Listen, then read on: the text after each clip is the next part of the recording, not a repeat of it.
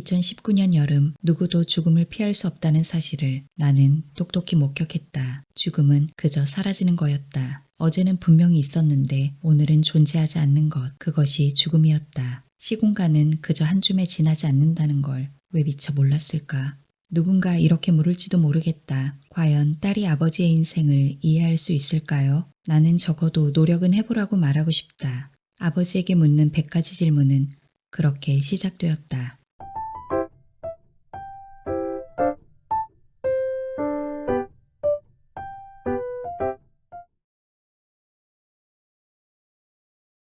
(3) 년 전 일이다. 서울 시내의 한 레스토랑에서 지인과 밥을 먹다가 뜬금없이 이런 질문을 받았다. 어른은 어떻게 하면 되는 거니? 그해 44살이던 그녀는 비혼이었다. 결혼할 생각이 아예 없는 건 아닌데 일만 하며 지내다 보니 그렇게 되었다고 한다. 그녀는 나를 빤히 보더니 아이를 낳으면 어른이 된다던데 정말 그러느냐며 심드렁한 표정으로 물었다. 대체 왜 어른이 되고 싶은 거냐고 묻는 내게 그녀는 나이만 먹고 철이 안 드는 자신이 한심하게 느껴진다는 것이다. 그러면서 맥주 맛을 알면 어른이 되는 줄 알았는데 그것도 아니더라는 말을 덧붙였다. 나도 아이를 낳긴 했지만 진짜 어른이 되었다고 느껴본 적은 없다고 고백했다. 철이 없기로는 내 삶도 그녀와 별반 다를 게 없었기 때문이다. 이윽고 옆자리에 앉은 두 사람이 맥주를 마시며 시시껄렁한 이야기를 주고받는 것이 보였다. 왜 그런지 그들도 어른으로 보이지 않았다. 진짜 어른은 언제 되는 걸까? 국어사전을 찾아보았다. 어른이란 다 자란 사람 또는 다 자라서 자기 일에 책임을 질 수 있는 사람이라는 뜻이라고 되어 있었다. 자기 일에 책임을 지면 정말로 어른이 된 것일까? 여전히 의구심이 풀리지 않았다. 그런데 얼마 지나지 않아 나는 어른의 얼굴을 언뜻 보고 말았다. 대체 어떻게 하면 어른이 되는 거냐고 묻던 그녀의 아버지 장례식장에서였다. 꽤 수척해진 그녀는 어른의 얼굴을 하고 있었다. 나 같은 철부지들은 모르는 인생의 비밀을 알아차린 것처럼 그녀는 한없이 쓸쓸하고 막막해 보였다. 그때 생각했다. 자신을 어린아이로 봐주는 사람이 떠나야 진짜 어른이 되는구나 라고. 그러면서도 그토록 진한 슬픔은 나와는 상관없는 일인 줄 알았다. 삶과 죽음의 경계를 생각하기에 나는 너무 가벼웠다. 여기 82회를 살아온 한 남자가 있다. 일제강점기 시절 전라도 이리에서 태어난 그는 광복 이후 혼란한 청년 시절을 보냈고 30이 가까워지자 부푼 꿈을 안고 고향을 떠나 서울로 향했다. 농업 기반의 공동체 사회가 해체되던 시기였고 젊은이들은 상대적으로 먹고 살 길이 나아 보이는 도시로 몰려들던 때였다. 그는 피죽도 못 먹을 정도로 가난한 시골이 지긋지긋했다. 서울에 가봤다는 사람들이 풍기는 도해지 냄새를 따라가면 새로운 삶이 열릴 거라고 믿어 의심치 않았다. 하지만 눈뜨고도 코 베어 간다는 서울 생활은 녹록하지 않았다. 30살의 남자는 아이가 줄줄이 생기면서 금세 40이 되었고 그저 눈 한 번 감았다 뜬 것 같은데 순식간에 백발의 노인이 되어 있었다. 그는 자주 이런 말을 했다. 자신이 82살의 노인이 되었다는 사실이 믿기지 않는다는 것이었다. 영웅이 되거나 역사에 남지는 못해도 그저 가족들과 남부럽지 않게 잘 살아보고 싶었던 남자. 인생은 뜻대로 되지 않더라. 그러니 너무 애쓰며 살지 말라고 했던 그는 82살이 된 내 아버지다. 3남매 중 막내인 나는 여러모로 가장 많이 아빠를 닮았다. 외모는 그렇다 치고 식성과 성격까지 똑 닮았다. 그럼에도 나는 그와 좋은 관계로 지내지 못했다. 더 솔직히 말하자면 나는 꽤 오랫동안 아빠를 미워했다. 이유를 들자면 엄마를 너무도 고생시켰기 때문이다. 여자로서 행복한 삶을 살지 못하는 엄마를 보면서 나는 이 모든 문제의 원인이 아빠라고 생각했다. 사춘기 시절에는 눈도 잘 마주치지 않았고 아빠가 하는 말은 건성으로 듣고 한 귀로 흘려버렸다. 별로 도움될 것이 없다고 판단했기 때문이다. 다른 집 아버지들처럼 가족을 위해 희생하지 않는 그가 나는 못마땅했다. 인물값 좀 하는 잘생긴 외모에 한량 기질까지. 아빠는 언제나 치열한 삶에서는 한 발 비껴나 있었다. 그런 연유로 나는 그를 인정하지 않았다. 그리고 오랫동안 아빠의 인생에 등을 돌린 채 40을 훌쩍 넘겼다. 그러고 보니 나는 아빠에 대해 제대로 아는 것이 하나도 없었다. 그의 인생이 즐거웠는지, 고통스러웠는지, 혹은 살만한 것이었는지 나는 아무것도 알지 못한다. 문득 이런 생각이 들었다. 내 아버지가 누군지도 모르면서 나 자신을 이해하고 사랑할 수 있을까? 누군가의 남편이거나 한 집안의 가장인 아버지의 모습이 아닌 평범한 한 인간으로서의 인생 말이다. 2018년 봄에서 여름 사이에 10번의 인터뷰를 진행했다. 방송작가로 수많은 사람을 만났지만 아빠와의 인터뷰처럼 긴장된 적은 없었던 것 같다. 결론부터 말하자면 10번의 인터뷰를 통해 나는 그를 미워하고 있는 것이 아니라 사랑하고 있다는 것을 알게 되었다. 아빠와 마주 앉아 눈을 맞추고 무슨 이야기를 나눌 수 있을까 걱정했지만 그건 기우에 불과했다. 마지막 인터뷰 날 우리는 생각보다 훨씬 가까워져 있었고 서로 꽤 대화가 잘 통한다는 사실도 알게 되었다. 2시간씩 10번이면 될 일을 왜 30년이라는 시간을 돌아왔을까? 후회가 되었다. 인터뷰 마지막 날 아빠는 이렇게 말했다. 후회하지 말고 살아. 시간은 되돌릴 수 없는 거니까. 그러니 하루하루 즐겁게 살아야 한다. 10번의 인터뷰가 끝나고 정확히 한 달 후에 아빠는 암 선고를 받았다. 이런 것을 두고 운명이라고 부르는 것일까? 나는 그가 아플 수도 있다는 생각을 한 번도 해본 적이 없었다. 그리고 수술 후 1년이 가까워질 무렵 거짓말처럼 아빠는 우리 곁을 떠났다. 언제나 거대하고 넘을 수 없는 단단한 벽 같았던 그가 약해질 수도 있으며 몹시 작아지다가 종국에는 사라질 수도 있다는 걸 나는 생각해 본 적이 없었다. 딸은 아빠의 인생을 알 수 없었고 조금이나마 철이 들어서 이해하려고 할 때는 시간이 얼마 남아 있지 않았다. 2019년 여름 누구도 죽음을 피할 수 없다는 사실을 나는 똑똑히 목격했다. 죽음은 그저 사라지는 거였다. 어제는 분명히 있었는데 오늘은 존재하지 않는 것, 그것이 죽음이었다. 시공간은 그저 한 줌에 지나지 않는다는 걸 왜 미처 몰랐을까? 누군가 이렇게 물을지도 모르겠다. 과연 딸이 아버지의 인생을 이해할 수 있을까요? 나는 적어도 노력은 해보라고 말하고 싶다. 아버지에게 묻는 100가지 질문은 그렇게 시작되었다. 2018년 5월 24일 오전 9시 30분. 아빠와의 인터뷰를 잡아놓고 솔직히 후회했다. 대면대면한 아버지와의 인터뷰라니 괜한 짓을 하는 건 아닐까 싶은 마음이 들었다. 약속 시간을 30분 앞두고 아빠에 대해 곰곰이 생각해 보았다.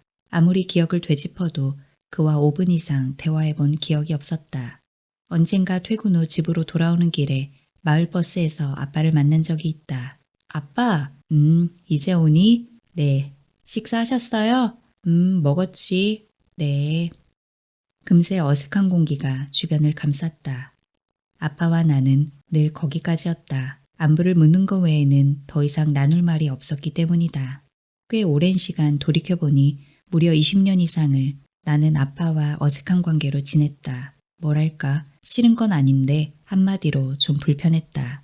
혹은 대화가 통할 리 없다고 지레짐작했다. 그래서인지 아빠와 허물없이 사이좋게 지내는 친구들을 보면 늘 의아했다. 한 친구는 40이 넘은 나이에도 속상한 일이 생기면 아빠에게 전화를 걸어서 투정을 부린다고 했다. 그런 관계가 부러우면서도 나는 도무지 납득이 가지 않았다. 아빠와 나, 우린 언제부터 멀어지게 되었을까? 너무나 아득해서 기억이 나지 않지만 한때 우리는 꽤 살가운 사이였던 것 같다. 지갑 속에 넣어둔 한 장의 사진이 그걸 말해주고 있다. 각각 4살과 7살인 나와 언니가 아빠의 커다란 품에 안겨있는 사진이 있다. 두 딸을 양손으로 번쩍 안아든 40대 중반의 아빠는 젊고 다부진 몸에 자신감이 넘쳐 보인다. 강원도의 어느 바닷가, 아마 경포대쯤이 아니었을까. 햇살은 몹시 뜨거웠고 나는 눈이 부셔 얼굴을 찡그렸다. 적어도 이때까지는 아빠를 좋아했던 게 분명하다. 그랬던 우린 대체 언제부터 멀어지게 되었을까? 첫 번째 인터뷰가 잡힌 날 동네 카페에서 아빠를 만나기로 했다. 그런데 이상했다. 불편하고 어색한 마음과 더불어 묘한 설렘이 느껴졌다. 낯선 감정을 품고 카페로 향하는데 횡단보도 반대편에서 신호를 기다리는 아빠의 모습이 보였다. 그는 중요한 약속 장소에라도 가는 듯 한껏 잘 차려입은 모습이었다. 카키색 모자에 베이지색 스트라이프 재킷을 갖춰 입은 멋스러운 노인이 저만치 서 있었다. 다른 건 몰라도 오빠는 참 잘 받아 라는 생각을 하는데 아빠가 먼저 나를 향해 손을 흔들었다. 경희야, 아빠는 더없이 환하게 웃고 있었다. 그런데 유감스럽게도 나는 웃음이 나오지 않았다. 그렇게 마주선 채로 서로를 바라본 적이 없었기 때문이다. 어색해 죽겠는데 아빠는 손을 흔들며 나를 향해 웃었다. 나도 도리 없이 한 손을 들어 몇 번 흔들었다. 잠시 후 신호등이 초록불로 바뀌었고 어느 지점부터 우리는 나란히 카페 방향으로 걸었다. 닿을 듯 말 듯 손끝이 몇 번 스쳤지만 누구도 상대의 손을 잡지는 않았다. 그럼에도 기분이 묘하게 좋아졌다. 나란히 걷는다는 게 이런 거구나. 그러고 보니 아빠와 함께 걸어본 적이 없었다. 그는 항상 몇 발이라도 앞서 걸었고 우리는 늘 따라가는 쪽이었기 때문이다. 놀라운 것은 지금의 나도 아이와 어딘가로 향할 때 나란히 걷기보다는 앞서 걷는 사람이라는 사실이다. 이것도 유전이 되는 걸까? 오전 10시 아빠와 함께 나란히 카페 안으로 들어갔다. 그 공간에 들어와서야 나는 또 한 가지 사실을 알아차렸다. 지금껏 아빠와 마주 앉아 커피를 마셔본 적이 한 번도 없다는 사실이었다. 10분 정도 지나자 언니가 뒤늦게 카페에 도착했다. 그녀에게 인터뷰 참석을 제안한 건 역시 아빠와의 어색함을 희석시키기 위함이었다. 80을 넘긴 아빠와 40을 넘긴 두 딸은 어색함과 후회 그리고 약간의 설렘을 가지고 각자 마실 거리를 주문했다. 아빠가 먼저 아메리카노를 주문했다. 그때까지 나는 아빠가 커피를 좋아하는 사람인지 전혀 몰랐다. 커피 좋아하세요? 그럼 가끔 이렇게 한 잔씩 마시지. 누구랑요? 같이 그림 배우는 사람들과 종종 카페에 가지. 나이 많은 내가 커피 한 잔씩이라도 사야 하지 않겠니? 언니와 나는 서로를 동시에 쳐다보았다. 우리가 아빠에 대해 아는 것이 거의 없다는 사실을 알아차렸기 때문이었다. 인터뷰는 아직 시작도 하지 않았는데 마음이 조금 저릿하고 이상했다. 아빠는 원샷도 아닌 투샷이 담긴 뜨거운 커피를 한 모금 마시고는 만족스러운 표정을 지으셨다. 그러고는 두어 번 재킷을 고쳐 입으셨는데 빳빳하게 다른 셔츠가 스트라이프 재킷과 참 잘 어울렸다. 어깨 깡패인 아빠는 티셔츠보다는 재킷을 입었을 때 더욱 자태가 돋보인다. 사람에게 자태가 좋다는 건 여러모로 이득이라는 생각이다. 문득 어릴 때 동네 골목 어귀에서 아빠를 마주친 기억이 났다. 그때도 아빠는 재킷 안에 잘 다린 셔츠를 갖춰 입으셨다. 그는 잠깐 외출을 하더라도 흐트러진 차림으로 동네를 활보한 적이 없다. 80이 넘었음에도 패션 감각도 좋은 편이다. 대충 걸쳐 입은 것 같지만 안에 받쳐 입은 옷과 겉옷의 색상 배치까지 세밀하게 신경을 쓴다. 한마디로 감각적인 사람이라는 의미다.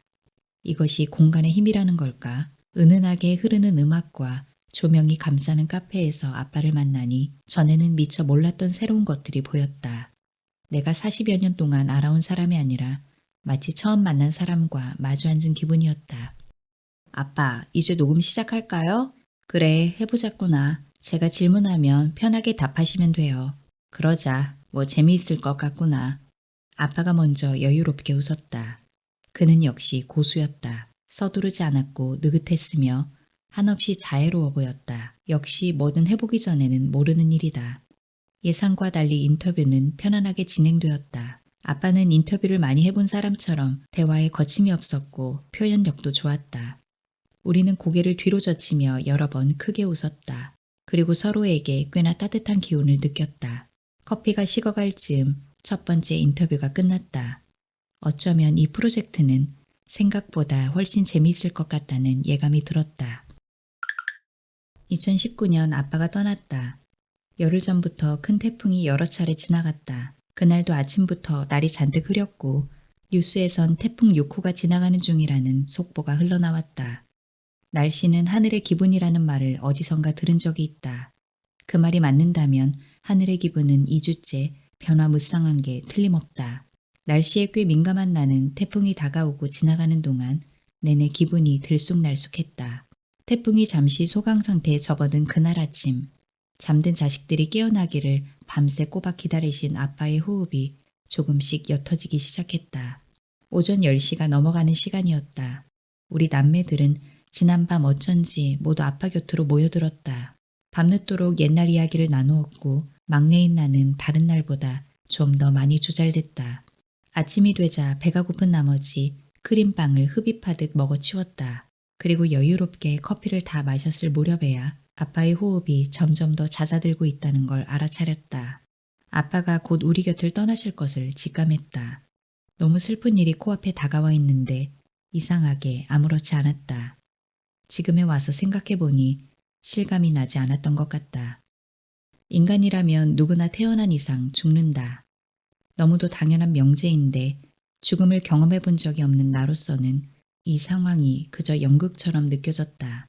아빠가 돌아가신 그날부터 지금까지 머리로는 이해되지만 마음으로 이해가 가지 않는 것은 단 한 가지다. 사라짐. 방금 전까지 내 곁에 존재했던 사람이 어떻게 한순간에 없어질 수 있느냐 말이다. 나는 도저히 납득할 수 없었다.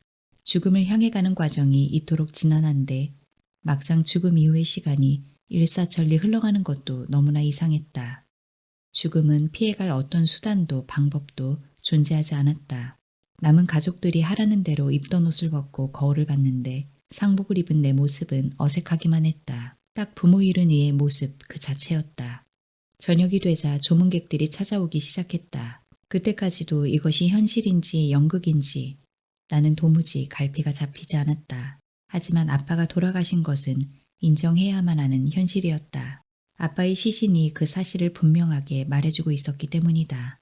마지막 인사를 할 때 곱게 옷을 갈아입고 반듯하게 누운 아빠는 평소 주무시는 모습 그대로였다. 특유의 코 고는 소리만 들리지 않았을 뿐 어릴 때부터 늘 보고 자랐고 한때는 너무나 싫어했던 낮잠 주무시는 아빠의 모습 그대로였다.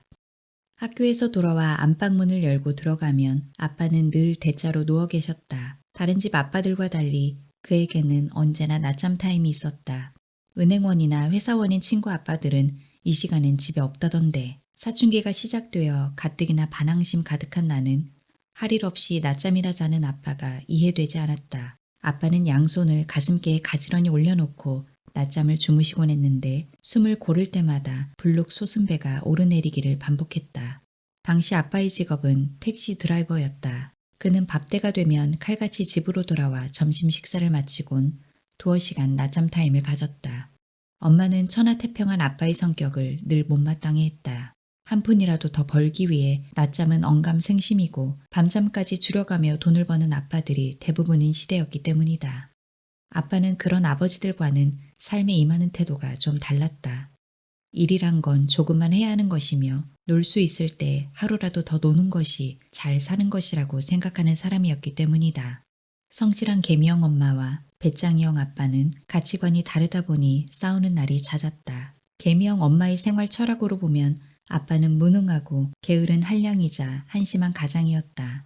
더 자고 싶고 더 놀고 싶었던 아빠는 결론이 뻔한 일일 드라마 속의 단골 장면처럼 이놈의 집구석 운운하며 자리를 박차고 나가곤 했다. 엄마도 진부한 드라마 속 주인공처럼 슬피 우는 날이 많았다. 내 기억 속의 엄마는 부엌에서 울고 옥상에서도 울었으며 부엌으로 헝겊 인형에 눈을 달면서도 눈물을 훔쳤다. 그런 형편이니 딸인 나는 무조건 엄마 편일 수밖에 없었다. 점점 더 아빠가 미워졌다. 한번 믿기 시작하니 아빠가 낮잠 주무시는 모습도 곱게 보이지 않았다. 중학교에 올라갈 무렵엔 아빠라는 존재는 이미 내게 불편한 사람으로 각인되었다. 우리 사이의 거리감은 아마도 그때부터가 아니었을까? 한 번은 이런 일이 있었다. 아빠가 집을 비웠고 엄마와 우리 삼남매는 TV 코미디 프로그램을 보며 화기애애한 시간을 보내고 있었다. 아마도 유머 1번지라는 프로그램이었을 거다. 누군가는 모로 누운 채 TV를 보고 있었고 나는 바닥에 엎드려 실없이 낄낄대고 있었던 것 같다. 그때 아빠가 기척도 없이 현관문을 열고 들어왔다. 순간 몇 초 정도의 정적이 흘렀다. 우리는 누가 먼저랄 것도 없이 웃음기를 거두고 각자의 방으로 스멀스멀 들어갔다. 엄마는 헛기침을 하며 부엌으로 가지 않았을까? 대개 이런 식이었다.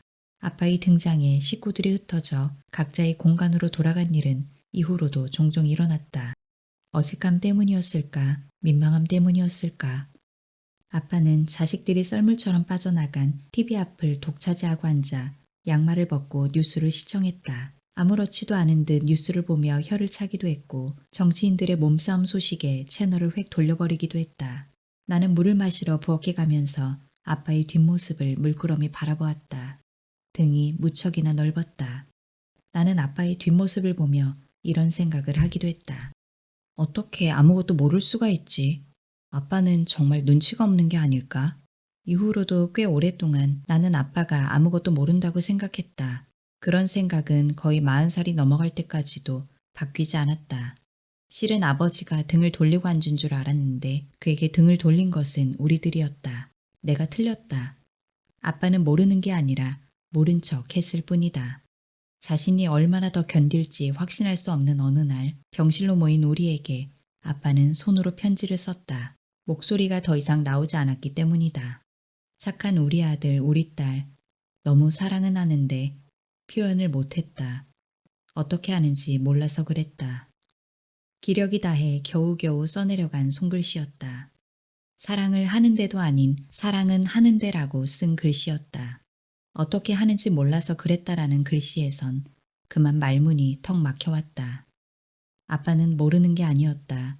모든 걸 알고 있었다. 안쓰럽고 미안하고 어찌할 바 모를 뜨거운 감정이 불쑥 올라왔지만 그냥 아무렇지도 않게 웃고 말았다. 지금에 와서 돌이켜보면 대충 얼버무린 감정들이 조금은 후회가 된다. 말할 걸, 표현할 걸, 아니 똑똑히 말했어야 하는 거였다. 아빠, 외롭게 해서 미안해요 라고. 사랑은 했지만 표현 방법을 영 몰랐던 중년의 아빠는 사춘기 자녀인 우리들과 함께 TV를 보며 웃고 싶었을 것이다. 누가 가르쳐준 적도 없었고 보고 배운 적도 없는 아빠도 아빠 역할이 처음이라 어떻게 하는지 몰랐었던 것뿐이다. 가족이란 참 이상하다. 너무 사랑한 나머지 서로를 너무 아프게 한다. 2019년 7월의 어느 날 6호 태풍이 지나간 고요한 아침에 아빠는 우리 곁을 떠났다. 그래도 남은 사람들은 여전히 그렇게 살아간다. 오랜만에 아주 길고 단 낮잠을 잤다. 잠이 덜 깼을 때의 달콤함과 몽롱함을 떨치는 데는 커피만한 것이 없다. 부스스 일어나 커피포트에 물을 올렸고 선반위 쿠키박스에서 과자 2봉지도 꺼냈다. 잠이 덜 깬 탓인지 생각이 날 듯 말 듯 아련한 꿈 때문인지 몹시 허전한 기분이 들었기 때문이다. 낮잠, 커피, 그리고 달콤한 쿠키. 잃어버린 무언가를 찾기에 이보다 완벽한 조건은 없다. 마르셀 프루스트의 소설 잃어버린 시간을 찾아서 해도 그런 장면이 나온다. 몇 번 도전했음에도 정작 제대로 읽지 못한 이 소설을 나는 호기롭게 펼쳐들었다가 중간에 덮은 경험이 몇 번 있다. 아무려나 소설 속 주인공은 따뜻한 홍차 한 잔과 함께 마들렌 과자를 한 입 베어 무는 순간 깊은 망각 속에 수십 년 동안 잃어버리고 있던 어린 시절이 눈앞에 펼쳐지는 놀라운 경험을 한다. 삶이 후회되는 순간에는 가장 행복했던 순간으로 돌아가고 싶은 것이 사람 마음인지 이런 류의 타임슬립 장치는 영화에서도 종종 등장한다. 높은 건물에서 떨어져 머리를 부딪힌다거나 때론 옷장을 통해 과거로 돌아가기도 한다. 현실에서 그런 일은 일어날 수 없지만 누구나 그런 생각 한 번쯤은 해봤을 것이다. 시간을 되돌리는 타임머신. 정말 그런 일이 가능하다면 아빠는 삶의 언제쯤으로 되돌아가고 싶었을까? 아빠가 돌아가신 후 사진을 정리하다가 그의 40대 시절 사진 몇 장을 보게 되었다. 가정이 있는 중년의 남자에게 40대는 어떤 시절일까? 슬슬 돈이 좀 벌리긴 해도 나가는 곳이 가장 많을 때 가족의 생계를 부양하고 있으니 어깨에 힘도 잔뜩 들어가는 시기일 것이다. 1980년대를 살아가던 40대이자 가장인 아빠에게는 집에 돌아오면 그의 손에 뭔가 들린 것이 없는지 확인하던 젊은 아내와 토끼 같은 자식들이 있었다. 택시 드라이버인 아빠는 영업을 마치면 꼭 무언가를 사들고 집으로 돌아갔다. 시장 골목에 위치한 만나당이라는 빵집에서 빵과 곰보빵 혹은 밤 앙금이 든 생도넛을 한 봉지 가득 사오곤 했다. 운이 좋아 장거리 손님이라도 태운 날이면 아빠는 기름에 튀긴 통닭이 담긴 종이봉투를 들고 들어와 엄마에게 쓱 내밀었다. 그랬다. 그건 치킨이 아니라 통닭이었다. 자르지 않고 통째로 튀겨진 온전한 한 마리의 튀김닭. 그런 날이면 아빠의 어깨는 한 뼘 더 으슥했을 것이다. 원래 꿈이 택시 드라이버가 아니었던 아빠는 술이 거하게 취한 날이면 비틀거리며 들어와 식구들에게 고함을 치기도 했다. 주로 내 인생이 왜 이래 이런 포효였다. 엄마는 자랑할 것도 없는 인생, 뭘 그리 큰 소리 치느냐는 마음이었을 테지만 겉으로는 별다른 내색을 하지 않았다. 다음 날 아침 술 깨는 약으로 간신히 정신을 수습한 아빠는 별 수 없이 다시 운전대를 잡아야 했다. 엄마는 아빠가 또 술을 먹고 돌아오지 않을까 늘 노심초사했다. 같은 이유로 자식들은 아빠 엄마가 또 싸우지나 않을까 늘 불안했다. 어떨 땐 우리 집은 이제 정말 끝났구나 라는 생각이 드는 날도 있었다. 그래도 일상은 별탈 없이 잘 흘러갔다. 아빠는 다시 퇴근길이면 무언가를 사들고 돌아오고 엄마는 삐죽거리면서도 그것을 받아들고 다시 자식들에게 내어주었다. 복날이면 어김없이 아빠의 손에는 수박 한 덩이가 들려 있었다. 아빠도 엄마도 그 순간만큼은 행복했을 것이다. 어느 날엔가 아빠도 그렇게 말했었다. 아빠, 언제가 가장 행복했어요? 음, 너희들 어릴 때 우리 식구 다 같이 살 때가 참 좋았지. 아빠가 밤마다 먹을 걸 사가지고 오셨잖아요. 그랬지. 자식들 입에 먹을 거 들어가는 거 볼 때가 제일 좋은 거니까. 얼마나 좋은지 그건 말도 못하지. 투병 기간이 1년이 지나갔다. 아빠는 그렇게 사계절을 보내면서 더 이상 예전의 아빠가 아니었다. 누구도 대신해 줄 수 없는 투병의 외로움과 고독함에 아빠는 점점 무기력해지고 있었다. 그런데 인생의 환희 따위는 모두 잊은 것처럼 보이던 아빠의 표정에서도 눈이 반짝 빛날 때가 있었다. 내가 병실 문을 열고 들어설 때 오빠가 좀 어떠시냐며 전화를 걸어왔을 때 저만 씻어서 걸어오는 언니와 나를 발견했을 때 아빠는 잠시나마 반짝 생기가 돌았고 희미하게 남아 웃었다.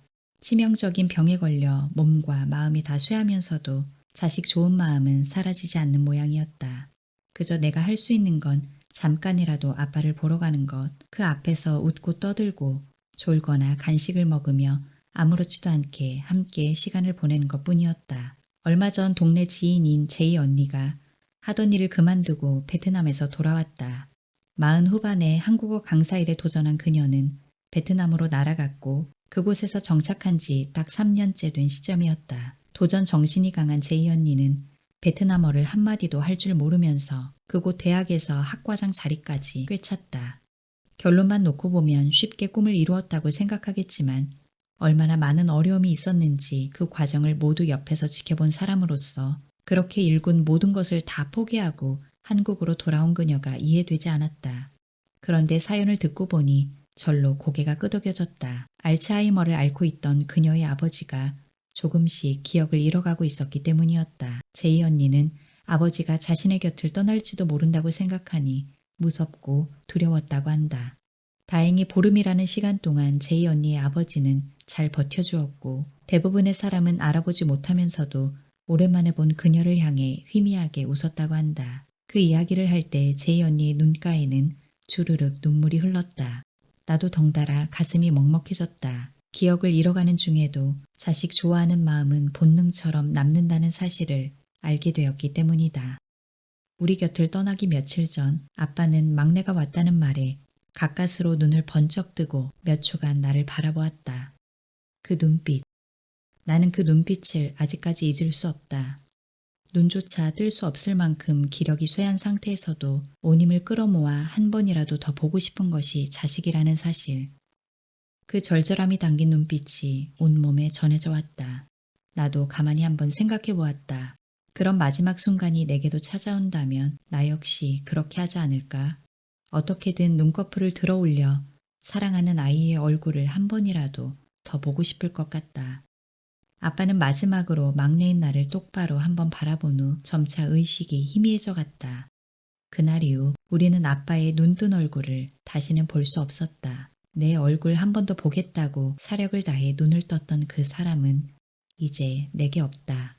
누군가 내게 타임머신을 타고 가서 되돌리고 싶은 시절이 있느냐고 묻는다면 나 역시 이렇게 대답할 것이다. 각자의 가정을 꾸려 흩어지기 전, 그러니까 원래 우리 식구들끼리 부대끼며 살았던 그때로 돌아가고 싶다고 말이다. VR이니 AR 혹은 가상세계에 대한 기술이 나날이 발전하고 있으니 언젠가는 자신이 돌아가고 싶었던 시간을 설정해 다녀올 수 있는 프로그램이 나오지 않을까. 물론 아직은 상상만 가능한 일이다. 안타깝지만 시간은 이미 지나가 버렸다. 아빠는 지나가 버린 옛날 사람이 되었으며 나는 이렇게 뒤늦은 후회만 하고 있다. 타임머신 같은 건 없지만 지금도 나는 가끔 그 시절을 떠올린다. 그때를 생각하면 우리를 가만히 바라보던 아빠의 부푼 마음과 기분이 또렷이 느껴진다.